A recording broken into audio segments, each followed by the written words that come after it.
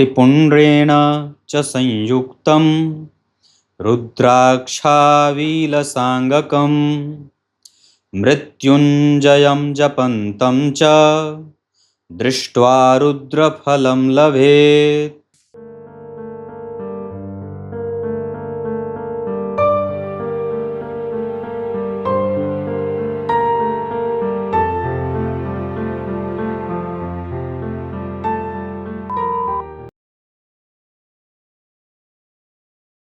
प्रिय दर्शकों, नमस्कार। एक बार फिर से उपस्थित हूं आप सबके सामने मंगलवार के कार्यक्रम में। वैसे तो आज मंगलदेव का कार्यक्रम था, पर जब आप ग्रहों का संबंध देखते हैं तो राहु देव का जो शुभ प्रभाव है वो गुरु की भांति है, और राहु देव का जो पापक प्रभाव है वो शनि के जैसा है, शनिदेव के जैसा है। मंगल देव और केतु देव में काफी साम्यता देखने को मिल जाती है। काफी क्या, कुछ हद तक, क्योंकि केतु देव अपने कठोर परिणाम मंगल के जैसे देते हैं और अपने शुभ परिणाम शुक्र के जैसे देते हैं। क्योंकि वस्तुतः क्या कहा है कि राहु और केतु जिस राशि में बैठेंगे और जिस तरीके की राशि में बैठेंगे या जिस भाव के अधिपति के जिस ग्रह के साथ बैठेंगे उनके जैसी इनकी आकृति हो जाती है। क्योंकि ये वस्तुतः कीचड़ हैं। तो आज बात मंगल देव के ही जैसे प्रवृत्ति वाले केतु देव की होगी। लग्न से लेकर के 12वें भाव तक केतु देव का प्रभाव कैसा होता है, ये सिर्फ यही जानेंगे। इसमें आपको ये भी मिल जाएगा चर स्थिर द्विस्वभाव। तो इससे आपको फायदा ये हो जाएगा कि किस राशि में वो बैठे हैं, इसका प्रतिफल आप जान पाएंगे। जय श्री कृष्ण आवश्यक रूप से लिखिए। नक्षत्र फल नाम के सीरीज में जा सकते हैं, वहां आपको आपके जन्म के नक्षत्र के हिसाब से उस नक्षत्र का प्रतिफल, राहु और केतु से संबंधित कार्यक्रम नाम के प्लेलिस्ट में जा सकते हैं। महादशा के संबंध में कार्यक्रम मैंने बनाए हैं, आप जाकर के पहले एक बार मेरे चैनल के प्लेलिस्ट को चेक करिए। आपको पूरा ज्योतिष का एक कोर्स ही उसमें मिल जाएगा, जिसके लिए आपको अलग से कोई पैसा देना नहीं पड़ता है। आइए, कार्यक्रम के आरंभ में जो मैंने श्लोक पढ़ा है उसका अर्थ कार्यक्रम के अंतिम हिस्से में बताऊंगा। फिलहाल शुरू करते हैं केतु देव का प्रतिफल लग्न से लेकर के 12वें भाव तक कैसा परिणाम करते हैं। सबसे पहले बात करते हैं लग्न के केतु देव का फल कैसा होता है। मैंने इस पे कार्यक्रम में केतु देव के ऊपर बहुत सारे कार्यक्रम बनाए हैं और उसमें लगभग 2-3 बार ये बात कही है कि केतु देव का विशेष द्वेष भगवान से नहीं था, वो थोड़े विनम्र थे। विशेषतया जो मतभेद था वो राहु देव का भगवान नारायण से ज्यादा था। केतु तो भ्रम में ही रह गए कि मेरा शत्रु कौन है और मेरा मित्र कौन है। और यही स्थिति उनके चरित्र निर्माण में जातक को भी प्रभावित करती है। लग्न के जो केतु देव होते हैं, चूंकि लग्न आपका स्वयं, आप मूल स्वरूप से आप स्वयं ही होते हैं। शास्त्रकार ने तो लग्न के बारे में इसकी तुलना व्यक्ति के शरीर के अंदर बैठे वीर्य से कर दी है। वीर्य ही सब कुछ होता है। तो वैसे ही लग्न के केतु देव भ्रम में रखने वाले जातक को हो जाते हैं। वैसा हो सकता है कि वो जातक भ्रम में रहे, या ये कह सकते हैं कि वो इस तरीके की परिस्थितियों में उलझा रहता है कि मैं डॉक्टर बनूं, इंजीनियर बनूं, मैनेजमेंट करूं, कि पत्रकार बन जाऊं, कि लेखक बन जाऊं, क्या बन जाऊं। अब इसका अर्थ ये होता है कि व्यक्ति अपनी वास्तविक स्थिति का आकलन नहीं कर पाता है। अब ये मैंने जो उदाहरण दिया है ये सिर्फ लग्न का दिया है, पर ये बात आपको ऐसे समझनी होगी कि ये इस बात पर निर्भर करेगा कि आपकी कुंडली के लग्न में कौन सी राशि बन रही है और वहां बैठा कौन है। अगर केतुदेव किसी शुभ ग्रह के साथ बैठे हैं, जैसे शुक्र, जैसे बुध, जैसे चंद्रमा, जैसे गुरु, तो ये आपके निर्णय में सहायता देंगे। लेकिन अगर ये शनि मंगल के संग बैठे हैं तो फिर ये आपके निर्णय में आपको आपके बने बनाए काम को हर बार अंतिम में जाकर के बिगाड़ने का काम करेंगे। क्लियर है? किसी भी अवस्था तक पहुंचने में आपको मतभेदों से गुजरना पड़ता है। वस्तुओं को चयनित कैसे करना है, आपका मित्र कौन अच्छा हो सकता है, दूरगामी परिणाम देखने की शक्ति व्यक्ति में होती है, पर वो उसका सही इस्तेमाल नहीं कर पाता है। मेरा मित्र कौन है, मेरा शत्रु कौन है, कौन सी चीज मुझे लेनी चाहिए, पैसे का सही इस्तेमाल कहाँ करना है। और कई बार तो व्यक्ति अपने हाथों से ही पाप कर जाता है। जीवों की हिंसा, हत्या, कुछ झूठी गवाही जैसी भी बातें यहां आती हैं। व्यक्ति मजबूत स्थिति देख करके पाला बदलने वाला हो जाता है, मतलब वो विश्वसनीय पूरे तरीके से नहीं हो पाता। ये लग्न के केतुदेव हैं। वृश्चिक राशि के अगर केतुदेव बैठे हैं तब ये काफी हद तक कुछ बार अच्छे परिणाम भी करते देखे गए हैं। मंगल देव की राशि यानी कि मेष और वृश्चिक राशि में लग्न के बैठे केतुदेव अच्छे परिणाम करते हैं। ये अपवाद स्वरूप मैंने आपको बता दिया। पर बात मैंने क्या कही कि अगर केतुदेव चर प्रकृति की राशि में बैठे हैं यानी कि 1, 4, 7 और 10, तो ये आपको ना एक जगह पे टिक करके काम करने में दिक्कतों का सामना करना पड़ता है। आपका कारोबार बदलता रहेगा, आपकी नौकरी बार बार बदलती रहेगी, आपके विचार बदल रहे हैं, आपके मित्र और शत्रु भी बदल रहे हैं, परिस्थितियां भी बदल रही हैं और निर्णय भी स्वतः बदल रहा है। स्थिर प्रकृति की राशि में यानी कि 2, 5, 8 और 11 ये स्थिर राशियां हैं। अगर इस प्रकार की राशि में लग्न में केतुदेव बैठे हैं तो आपको उठ खड़ा होने में दिक्कत होगी। मतलब कहने का अर्थ मेरा फिजिकली नहीं है, पर विचारों को मूर्त रूप देने में दिक्कतों का सामना करना पड़ेगा। अब आप थोड़े से इस बात को लेकर के संशय में चले जाएंगे कि क्या करूं, कुछ समझ नहीं आ रहा। आपको अपने निर्णयों पे, उत्तर पे पहुंचने में दूसरों के सहयोग की आवश्यकता पड़ सकती है। जबकि वहीं 3, 6, 9 और 12 यानी कि द्विस्वाभाविक राशि में बैठे केतुदेव व्यक्ति को धार्मिक, तार्किक, कई बार बुद्धिमान और थोड़ा डल नेचर का बनाते हैं। झगड़ालू नहीं, शांत, धार्मिक, दानी, प्रवृत्ति मूलक नहीं, दान करने वाला, किसी वस्तु में विशेष प्रेम नहीं और दबी जबान से विरोध करने वाला।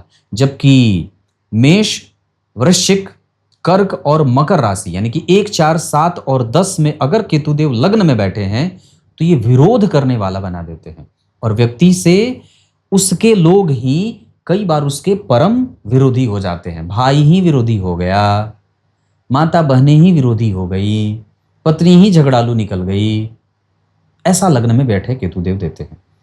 पर एक सार्वभौमिक परिणाम इनका क्या हो सकता है? ये तो राशियों की बात रही।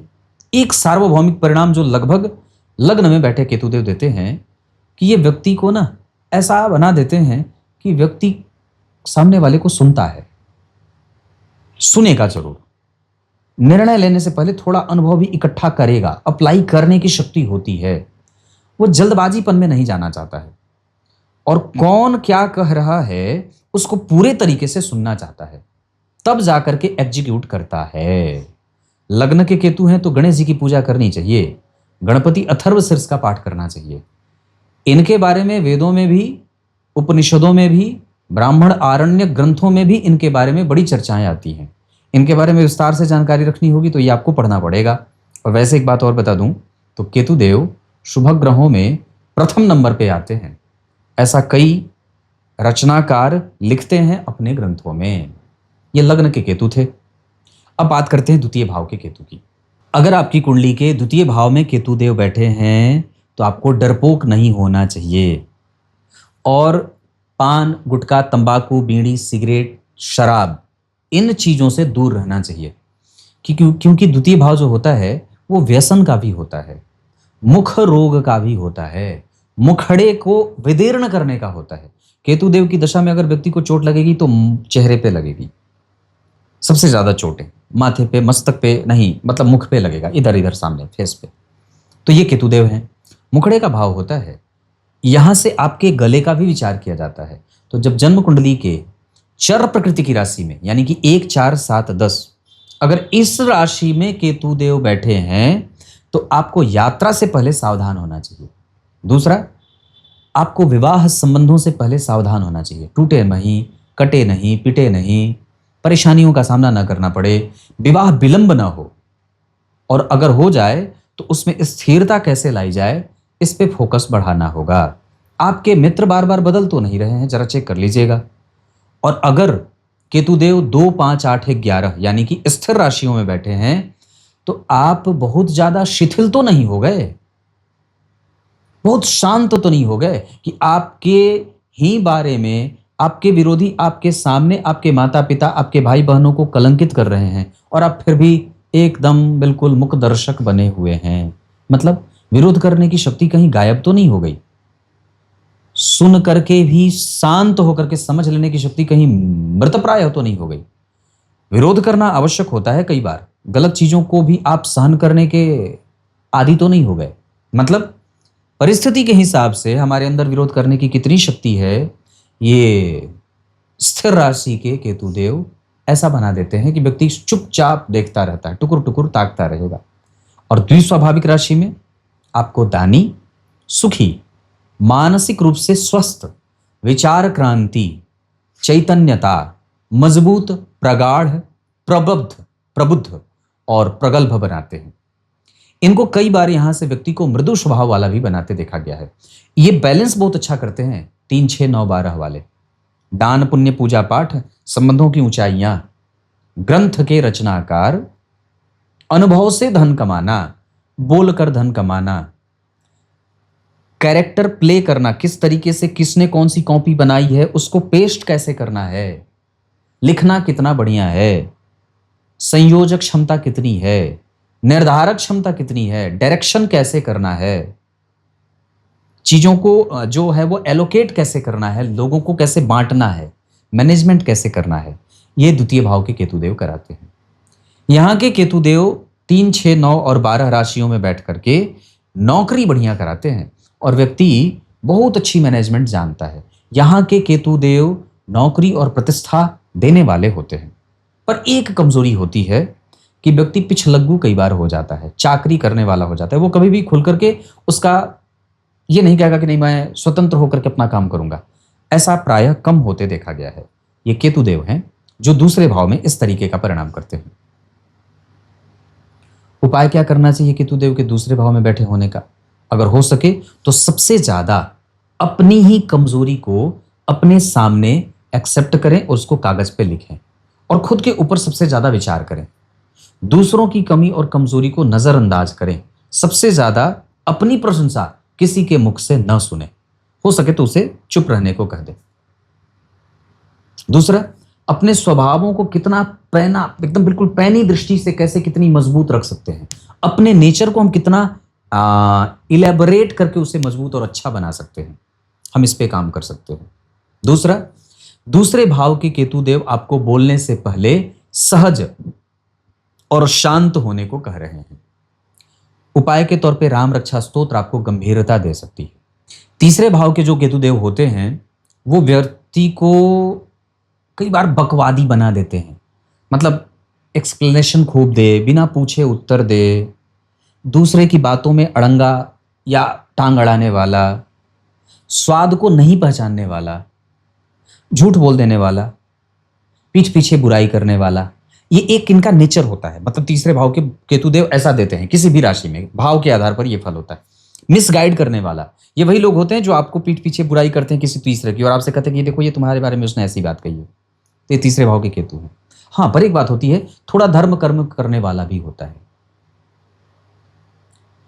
पर अब बात राशियों की होगी तो 1, 4, 7, 10 अगर चर प्रकृति की राशि में बैठे हैं तो व्यक्ति एक जगह स्थिर नहीं रहेगा। वो बहुत जगह से धन कमाने की चेष्टा करता है, उसके मित्र बड़े होते हैं, उसकी राजनीतिक पकड़ मजबूत होती है, वो चापलूसी करना अच्छे से जानता है।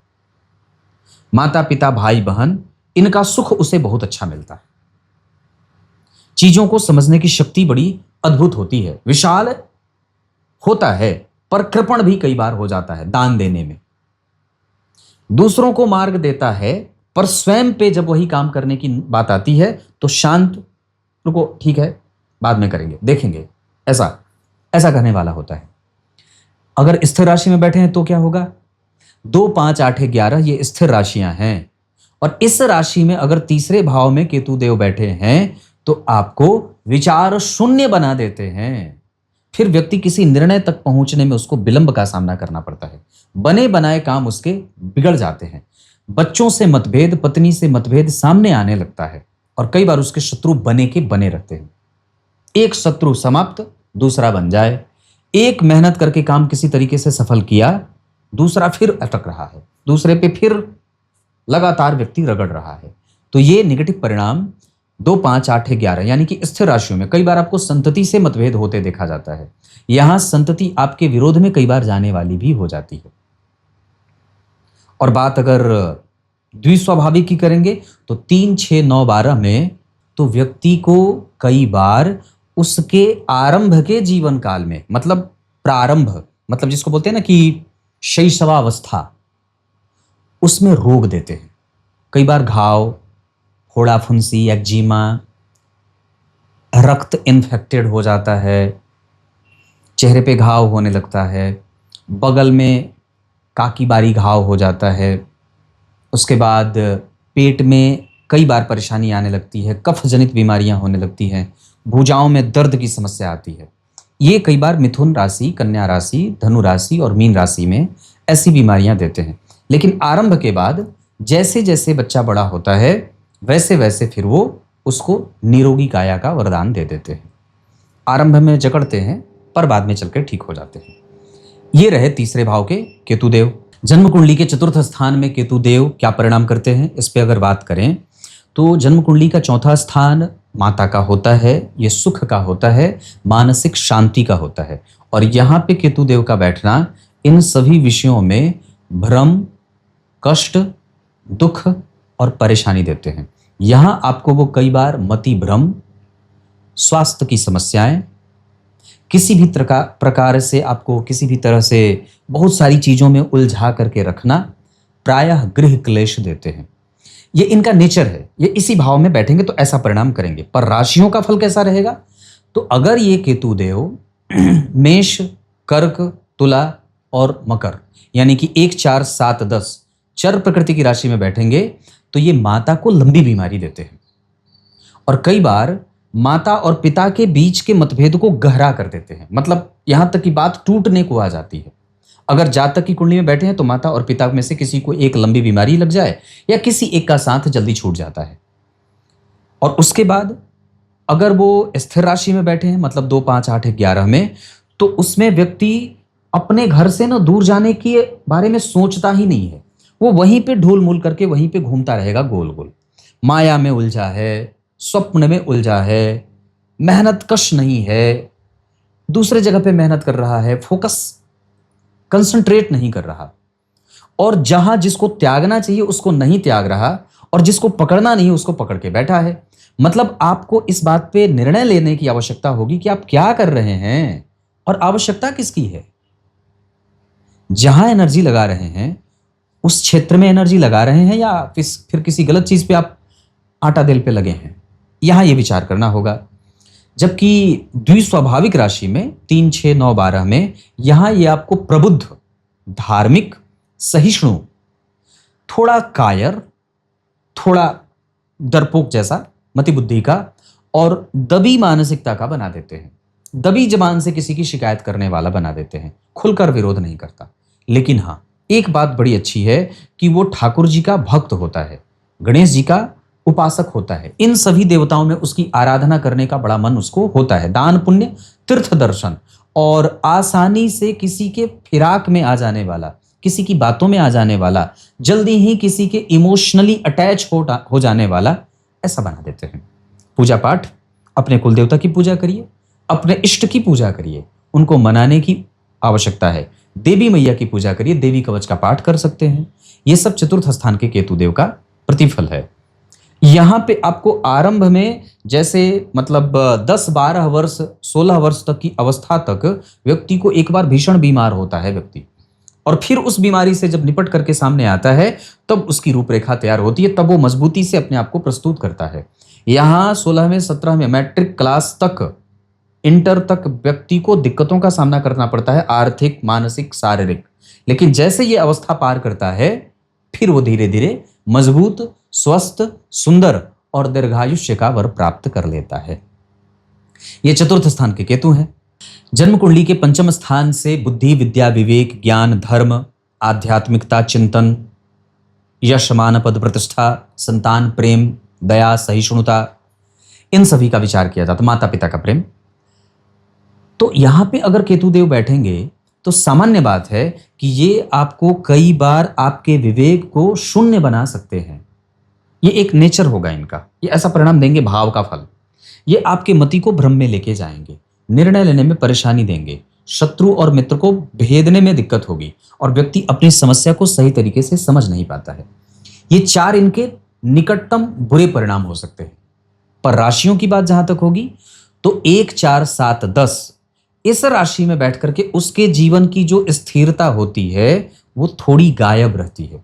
व्यक्ति रिश्तेदारी में भी जाएगा तो भागता भागता फिरेगा, एक जगह पे टिक पाना बड़ा मुश्किल होता है, एक जैसे मित्र बनाने बड़े मुश्किल हो जाते हैं, एक जैसी परिस्थिति जीवन में सदैव नहीं रहती है। कभी जेल में रहेगा, कभी यहाँ रहेगा, कभी वहां रहेगा, बाहर रहेगा, तो ये दमा चौकड़ी मची रहती है। ये चर प्रकृति की राशियों का प्रभाव होता है। स्थिर प्रकृति की राशि में मतलब 2, 5, 8, 11 में तो व्यक्ति गतिमान होता है और चयन की स्थिति उसकी बड़ी अच्छी होती है। मतलब क्या है कि वो चयनित करता है, मित्रों का, वस्तुओं का, निर्णयों का निर्धारण करता होता है, निर्णय सुनाने वाला होता है। वो दूसरों को सही दिमाग देने वाला, छिद्रान्वेषी नहीं होता, दूसरों में कमजोरी देखने वाला नहीं होता, वो अपने ऊपर काम करने वाला होता है। पंचम भाव में 2, 5, 8, 11 अगर ये राशि बनी हो और वहीं पे केतु देव बैठे हैं तो आपको ये अच्छा बना रहे हैं, ये इसके अच्छे परिणाम आपको मिल रहे हैं।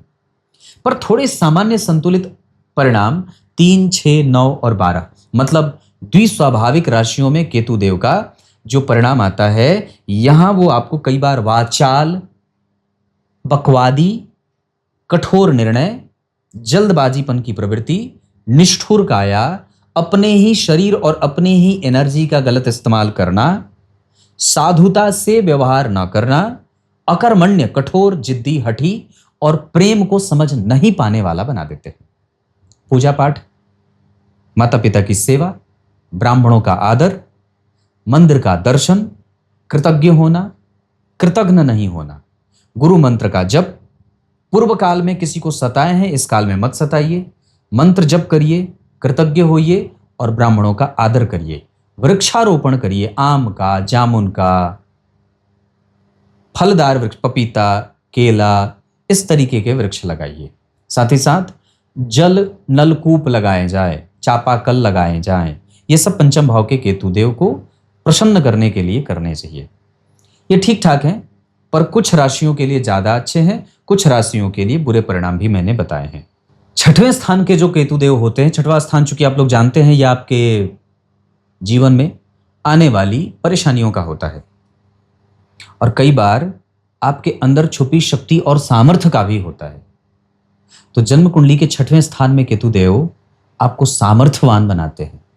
यहां इनके अच्छे परिणाम ज्यादा मिलते हैं, जैसे धर्म, अर्थ, काम, मोक्ष, शुद्ध, नैतिक, चरित्र, ज्ञान, प्रबुद्ध, वाचाल नहीं होना। ये सब अच्छे परिणाम हैं। ये आपको ज्ञानी बनाते हैं, परिस्थिति को समझने वाला बना देते हैं और निपुण काया का बनाते हैं, मतलब शरीर में कोई बीमारी नहीं है। ये इनके सार्वभौमिक सभी राशियों में बैठने का एक भाव का असर हो गया कि ये इस भाव में बैठेंगे तो इस तरीके का प्रतिफल करेंगे। लेकिन बात जब राशियों की होगी तो चर प्रकृति की राशि में यानी कि 1, 4, 7, 10 अगर इस राशि का निर्माण जन्म कुंडली के छठवें भाव में हुआ है और केतु देव वहीं बैठे हैं तो ये आपके जीवन में स्थिरता नहीं देते, बेचैनी और लापरवाह बनाते हैं। ये दो विशेष परिणाम जातक के जीवन में देखने को मिलते हैं। वहीं अगर स्थिर राशि में बैठे हैं 2, 5, 8, 11 तो आपको शांत, मितव्ययी, धर्म को समझना, परिस्थिति को समझना, दूसरों को सही ज्ञान देना, कंसल्टेंसी देना, धर्म से जोड़ करके काम करना, वंशज और अपने पूर्वज के कृत्य को और भी आगे बढ़ाना, पैतृक संपत्ति की वृद्धि करना, विवेकवान होना, सही जगह पे एनर्जी लगाना, ऋण में रहना तो बेचैन रहना, ऋण लेकर के शांत न रहना। लिए हैं दे देंगे ऐसा नहीं, लिए हैं तो तुरंत दे दो ऐसा भाव देते हैं। और दूसरा, अगर वो द्विस्वाभाविक राशि में बैठे हैं, मतलब 3 6 9 12 में, तो आपको ना बकवादी नहीं बनने देंगे। आप लिए हैं, थोड़ा देर भी हो रहा है पर सुन रहे हैं, आपके पास एनर्जी है, आप उसको सही जगह पे लगा रहे हैं, आपके पास धन है, आप उसको सही निरूपण कर रहे हैं, सुनियोजित तरीके से अपनी एनर्जी का इंप्लीमेंटेशन कर रहे हैं। ये सब छठवें भाव के केतु कराते हैं। ये आपको दूरदर्शिता देते हैं, ये आपको एग्जैक्टली एक्यूरेसी देते हैं। नौकरी, पद, प्रतिष्ठा, कैलकुलेशन, एज्यूम करना, भविष्य देखना, दृष्टा, क्रिएटिविटी कितनी अच्छी है, अपने क्रिएटिविटी से कितना धन व्यक्ति कमा रहा है, अपने मामा मामी से कितना सुख हम ले सकते हैं, उनका कैसे हम आदर, उनकी प्रतिष्ठा कैसे कर सकते हैं, उनके प्रति हमारे भाव कैसे अच्छे हो सकते हैं, मामा मौमी मौसी, इन सभी से संबंध मेरे कितने अच्छे और प्रगाढ़ हो सकते हैं। ये 3 6 9 12 वाले केतु होते हैं। पूजा पाठ, सबके प्रति दया का भाव, ज्ञान को समझना, ग्रंथों का दान करना, एकादशी का व्रत, पूर्णिमा का व्रत, मंदिर का दर्शन, जल बचाना, गंदी चीजों से दूर रहना, और साथ ही साथ अपने कुल देवता की उपासना, पूजा, सास ससुर के साथ अच्छे और बेहतर संबंध की कोशिश, साथ ही साथ अपने इष्ट मित्रों के साथ आपके संबंध कितने बेहतर हो सकते हैं। ये सब छठवें भाव के केतु को, कोई जरूरी नहीं है कि मंत्र जप से ही चीजें बनेंगी, आप ये सारी चीज करके भी अपने ग्रहों को ठीक किया जा सकता है और कर सकते हैं।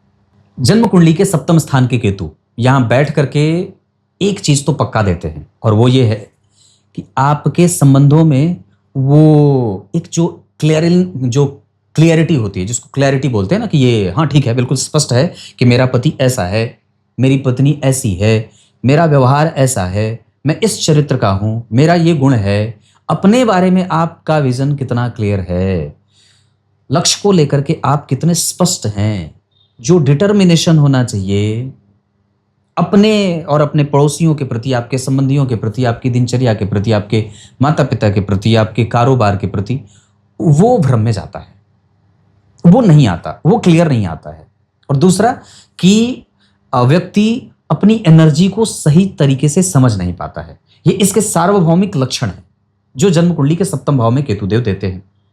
अब राशियों की बात होगी तो अगर मेष, कर्क, तुला और मकर, मतलब 1 4 7 10 इस राशि में केतुदेव सप्तम भाव में बैठेंगे तो आपको कई प्रकार के अरिष्टों का सामना करना पड़ता है। मतलब बचपन के बाद, बचपन अगर ठीक बीत गया तो जवानी की अवस्था में बुढ़ापा आए, बाल पकने लगे, दांतों में कष्ट हो जाए, कई बार गर्भनाल कमजोर हो जाए, महिलाओं के कमजोरी होती है, अनियमितता देखने को मिलती है, स्वास्थ्य एक जैसा नहीं रहता, पाचन तंत्र गड़बड़ होता है, रूटीन सेट नहीं हो पाता, व्यापार एक जैसा नहीं चलता है। ये मेष, कर्क, तुला और मकर राशि में, चर प्रकृति की राशि में ऐसे केतुदेव परिणाम करते हैं। स्थिर राशियों में कैसा परिणाम करते हैं? व्यक्ति ना अपनी एनर्जी को समझ नहीं रहा, अपनी क्षमता को जान नहीं रहा, अपनी कृपणता, अपनी कठोरता, अपनी जिद्दी, अपने शठता के कारण अपने ही पैरों पर खुद से ही बेड़ियां लगाए बैठा है। ऐसा नहीं होना चाहिए। ये वृष राशि, सिंह राशि, वृश्चिक राशि और कुंभ राशि के केतुदेव ऐसा परिणाम करते हैं। और द्विस्वाभाविक में क्या परिणाम करते हैं कि द्विस्वाभाविक में बैठ करके व्यक्ति को ब्रॉड माइंडेड बना देते हैं। वो चरित्र चिंतन में है, अपने रिसर्च पे लगा हुआ है, अपने कंसंट्रेशन पे लगा हुआ है, अपने रिसर्च पे काम कर रहा है, फुल फोकस के साथ आगे बढ़ रहा है, धर्म की समझ भी है, चरित्रवान भी है, ज्ञानी भी है, गुणी भी है, सुखी भी है, मतिमान भी है, परिस्थितियों को कैसे अपने हिसाब से चलाना है। पत्नी अगर थोड़ी गुस्सैल आ गई, पति अगर थोड़ा ऐसा बन गया तो उसको मुझे ठीक करना है, उसका वो जिम्मेदारी उसकी वो ले लेता है, उसके बारे में वो समझता है कि नहीं मुझे ठीक इसको करना होगा। वो क्विट करता नहीं है, भागता नहीं है, छोड़ता नहीं है, पकड़ के रखता है, नहीं ठीक है इसको चलाएंगे, जैसा भी होगा इसको आगे बढ़ा लेना है, छोड़ के नहीं जाना है, पकड़ के रखो। ऐसा भाव 3 6 9 12 के केतुदेव देते हैं। कुछ उपाय अगर करना चाहते हैं तो दाम्पत्य में कमजोरी है तो दमयंती स्तोत्र का पाठ होता है, मंत्र पाठ किया जाता है, काल भैरव का पाठ कर सकते हैं, सूर्य अर्घ दिया जाए, नियमित दिनचर्या का पालन किया जाए, किसी भी तरीके से शिव मंदिर का दर्शन निश्चित रूप से होता रहे और साथ ही साथ देवी कवच का पाठ होता रहे। जन्म कुंडली के अष्टम भाव के तो केतुदेव कारक ही होते हैं और अष्टम भाव के केतुदेव किस तरीके का परिणाम करते हैं बताऊं? बड़ी अद्भुत बात है। अष्टम भाव के केतुदेव किसी एक के प्रति व्यक्ति की जो निष्ठा होती है वो बनी रहती है, ये पहली बात है। दूसरा कि वो जिसको पकड़ लेगा उसको छोड़ेगा नहीं, ये तो एक ही बात हो गई। दूसरी बात कि उसका विश्वास बड़ा सरल होता है, वो आसानी से किसी पे विश्वास करता है और वो दुनिया भर के तिकड़म नहीं जानता। अपने बारे में वो गुप्त बातें या प्रकट बातें बताने का बहुत ज्यादा वो विश्वास नहीं करता, वो अपने तक ही अपनी बात सीमित करता है और रखता है। ये तो पहली बात होगी जो सार्वभौमिक रूप से अष्टम भाव के केतु देते हैं।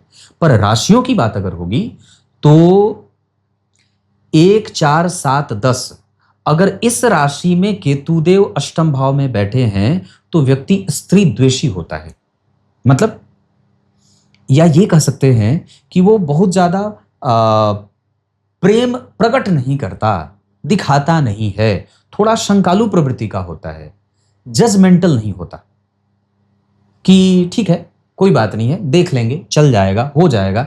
ऐसा भी कई बार होता है कि व्यक्ति बहुत ज्यादा दूर तक सोचता नहीं है। अष्टम भाव के केतु के बारे में एक बड़ी अद्भुत बात है जो बड़ा विशाल है कि भविष्य को पहले बता देते हैं, क्या घटित होने वाला है वो पहले बता देते हैं। लेकिन अगर आप उसको समझ लेते हैं तो आनंद आ जाएगा और मैं इस बात की गारंटी देता हूं। मेरी खुद की कुंडली के अष्टम भाव में केतु बैठे हैं।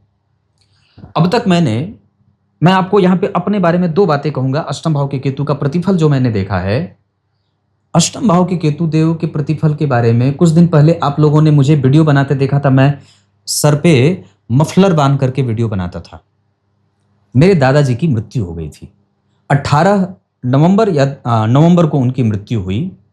17 तारीख को रात में मैंने स्वप्न देखा उनके मृत्यु की कि उनके शरीर में मैं घी लगा रहा हूं।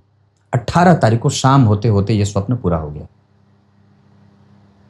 और मैंने ये बात अपने माताजी को बताया था, मम्मी को बताया कि मैंने देखो ऐसा ऐसा स्वप्न देखा है। दूसरी बात, इसी अष्टम भाव के केतु का प्रतिफल कि मेरा वीडियो चलेगा कि नहीं चलेगा और अगले 15 दिन मेरे कैसे बीतने वाले हैं, ये स्वप्न के माध्यम से भी पता चल जाता है कई बार। और सच्ची बात बता रहा हूं, जरा भी इसमें संदेह नहीं है और मैं पूरे विश्वास के साथ अपने इस पूरी निष्ठा से यह बात बता रहा हूं। अष्टम भाव के केतु अगर आपकी कुंडली में बैठे हैं, आप अपने स्वप्न को लिखना शुरू करिए। ये आप में इतनी शक्ति दे देते हैं कि आपको क्या घटित होने वाला, आप क्या चलने वाले हैं, कब आपके पास धन आएगा, कब आपके पास भरमार होगी, कब कुंडलियां भरपूर आएंगी, कब आप खाली बैठेंगे, ये सब बता देते हैं अष्टम भाव के केतुदेव। बड़ा विचित्र। कब आप बीमार पड़ेंगे, कब आपके पास पैसा कम आएगा, कब आपके पास पैसा ज्यादा आएगा, स्वप्न सही होगा गलत होगा, किसकी मृत्यु होगी, किसके बारे में आपने स्वप्न देखा है, सब बता देते हैं। और स्वप्न जो होता है वो भविष्य में घटित होने वाली घटनाओं का तरंग स्वरूप होता है जो सोए हुए हमारे दिमाग को जागृत करता है और उसमें चेतनता भरता है कि देखो ये होने वाला है, इस वजह से सावधान हो जाओ।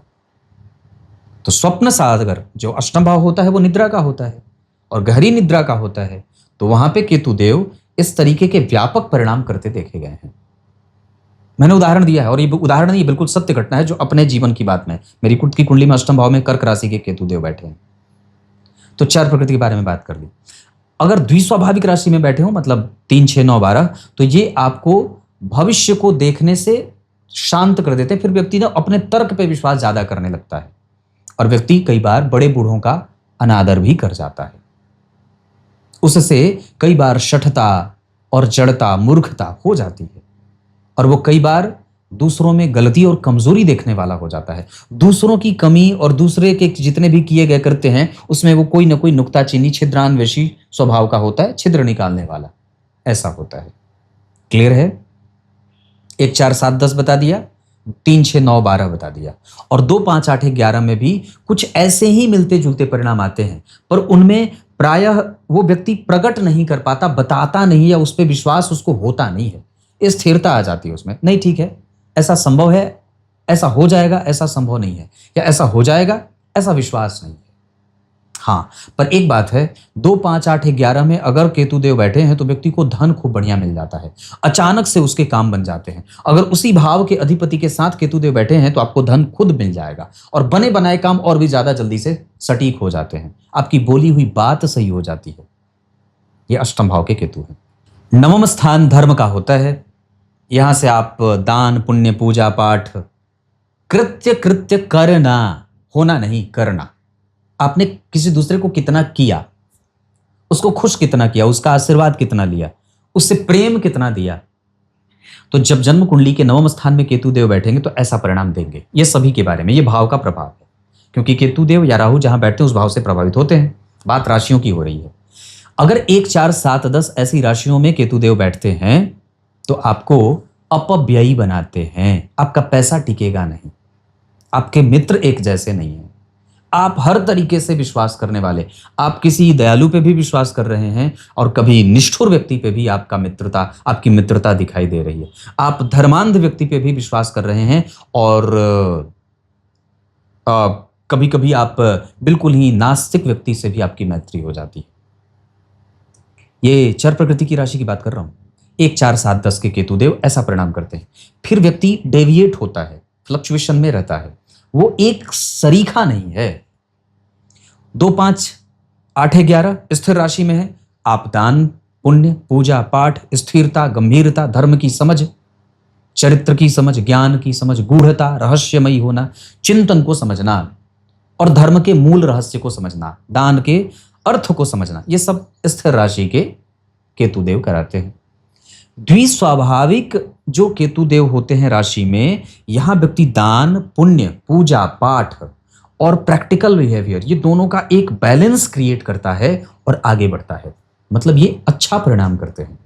धर्म, वैसे केतुदेव धर्म के लिए खराब नहीं होते। मुझे तो लगता है कि नवम भाव के केतुदेव किसी भी राशि में बैठ करके बुरे परिणाम नहीं करते हैं। हाँ, बस आपको थोड़ा समझना होता है। यहां आप नौकरी, आपके पिता के साथ संबंध, आपकी उच्च शिक्षा, विदेशी प्रवास, विदेश गमन, यात्राएं और अच्छे कॉलेज में एडमिशन, ये सब आपको केतुदेव दे देते हैं। हाँ, पर व्यय तो होता रहता है, विशेषतया कर्क, मेष, मकर और तुला में। उपाय के तौर पे अगर कुछ करना चाहते हैं तो सबसे ज्यादा अपनी कमजोरियों को लिखें, अपनी डायरी बनाएं, खुद के बारे में विचार करें, संतुलन बनाएं अपने बड़े भाई से, अपने बड़े पिता से, अपने पिता से, अपनी माता से। पत्नी के साथ कम्युनिकेशन गैप ना हो, इसका ध्यान रखें। किसी भी तरीके से उनके बातों को विचार करने की आवश्यकता होगी, उनको समझने और सुनने की आवश्यकता होगी। इसके साथ साथ विष्णु सहस्त्र नाम का पाठ, सूर्य को अर्घ, गाय की सेवा और तुलसी का वृक्ष, तुलसी का बिरवा लगाना अपने घर के आसपास, और कुआं, बावड़ी, नदी, तालाब आदि की सफाई करना, ये सब केतुदेव नवम भाव में कराते हैं। दशम स्थान के केतुदेव का सार्वभौमिक परिणाम क्या होता है, पहले इस पे चर्चा कर लें। यहां दशम स्थान में जब केतु बैठेंगे तो चतुर्थ स्थान में राहु बैठेंगे।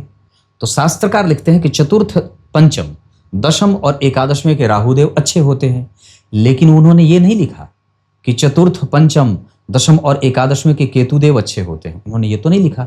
केतु के नवम भाव के बारे में अच्छा लिखा, अष्टम भाव के बारे में अच्छा लिखा।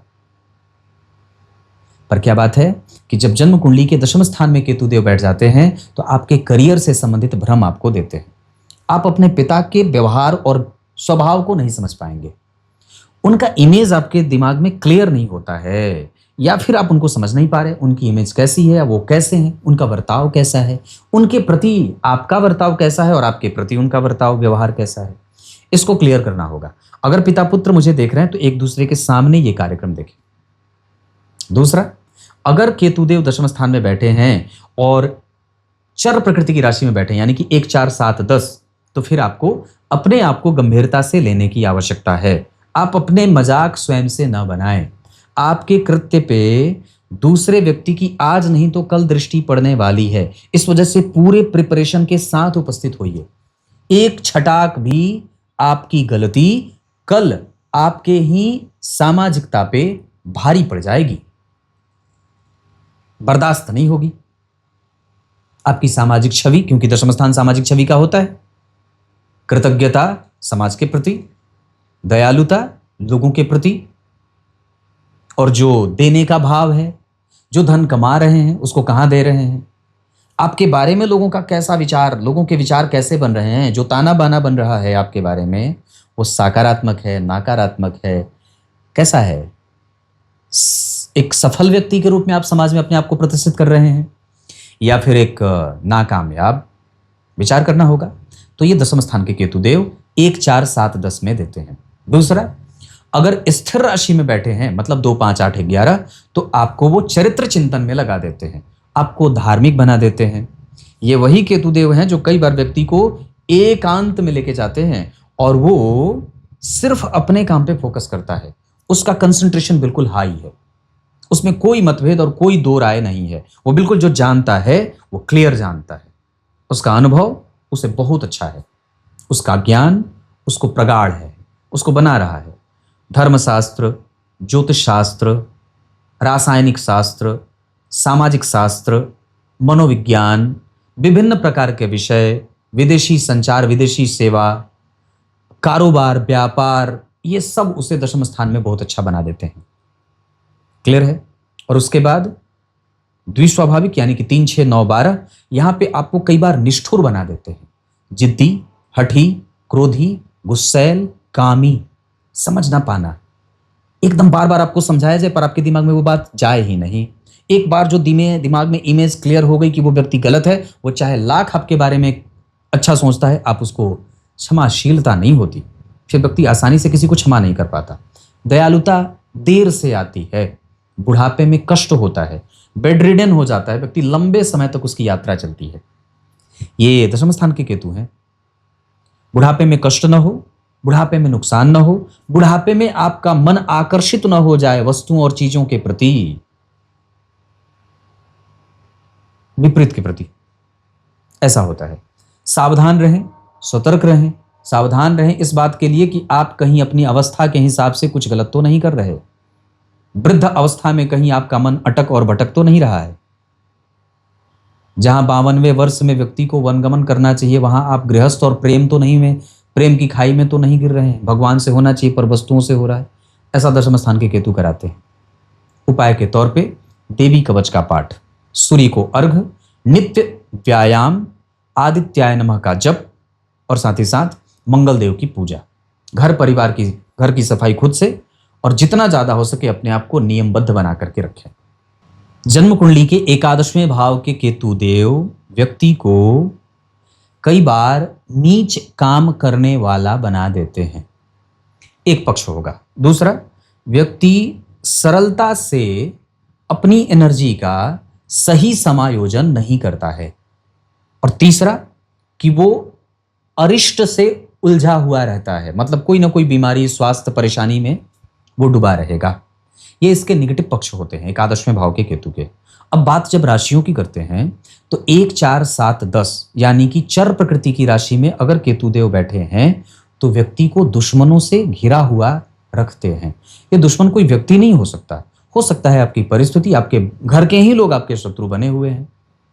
आपकी माता पिता, भाई बहन, बड़े पापा, बड़े माताजी, पिताजी की संपत्ति, यही आपके शत्रु बन जाएंगे।